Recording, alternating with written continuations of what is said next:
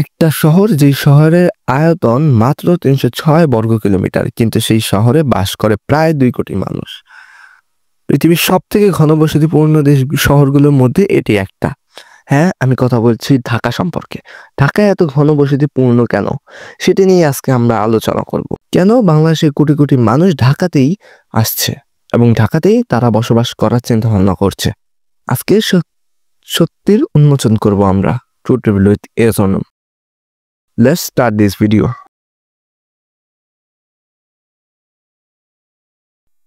1954 সালে ঢাকার জনসংখ্যা ছিল 4 লাখ।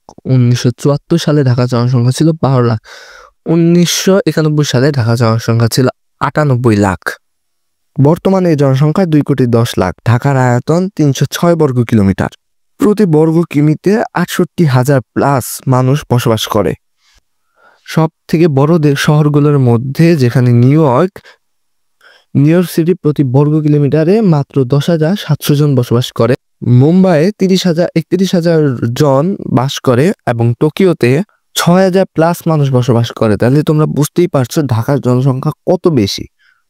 এই সকল কিছুর কারণ হলো রাজধানী হওয়া, প্রশাসনিক কার্যকারিতা এবং কর্মস্থান খুঁজে পাওয়া। এই সকল কাজের জন্য ঢাকার জনসংখ্যা বেড়েই চলে।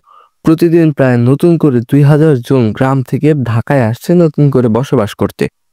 আগে ঢাকার জনসংখ্যা ধীরে ধীরে বৃদ্ধি পেয়েছে, কিন্তু বর্তমানে ঢাকার জনসংখ্যা অতি গতিশীল অবস্থায় বেড়ে চলেছে এবং এটি ঢাকার জন্য একটি বড় সমস্যা।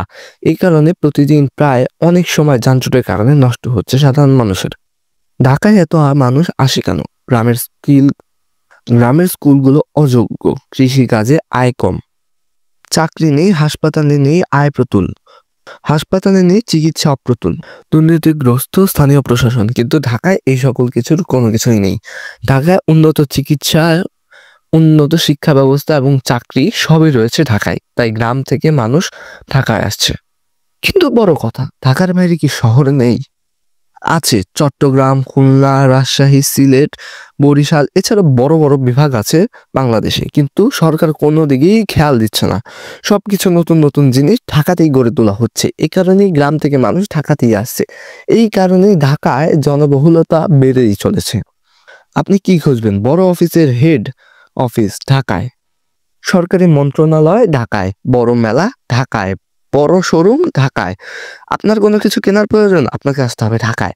আপনার কোনো কিছু চাকরির প্রয়োজন, আপনাকে আসতে হবে ঢাকায়। আপনার শিক্ষা ব্যবস্থা প্রয়োজন, আপনাকে আসতে হবে ঢাকায়। এই কারণেই ঢাকার জনবহুলতা বেড়েই চলেছে। ঢাকা শুধু একটা শহর নয়, এটা বাংলাদেশের ওভারলোডেড হার্ড ড্রাইভ। এত মানুষের চাপের ফল কি? যানজটের সময় বেড়ে চলেছে। দূষিত শহরগুলোর মধ্যে ঢাকাও এখন 25 নম্বরে এসে পড়েছে। জলবদ্ধতা, অল্প বৃষ্টিতেই শহর ভরে যাচ্ছে।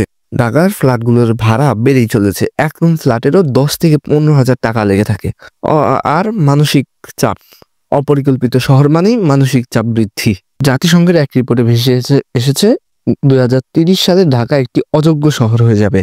সেখানে থাকতে পারবে না আর কোনো মানুষ। সমাধান কি অসম্ভব? না, সমাধান আছে, কিন্তু সেই সমাধানের জন্য সরকার এবং আমাদের দেশের মানুষের প্রয়োজন।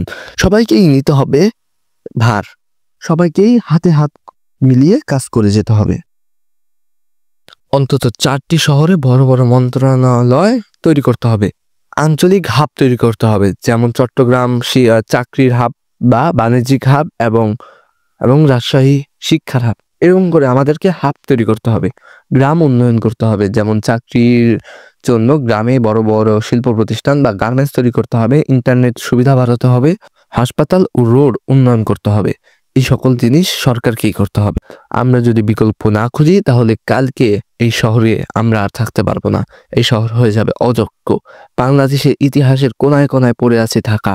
তাই আমরা চাইবো না এই ঢাকা যাতে শেষ না হয়ে যায়, এবং আমরা চাইবো না ঢাকা যাতে অযোগ্য না হয়ে যায়। তাই এখন থেকে আমাদেরকে পদক্ষেপ নিতে হবে। তোমরাই কমেন্ট করে জানাও, ঢাকা কি টিকে থাকতে পারবে নাকি অযোগ্য হয়ে যাবে?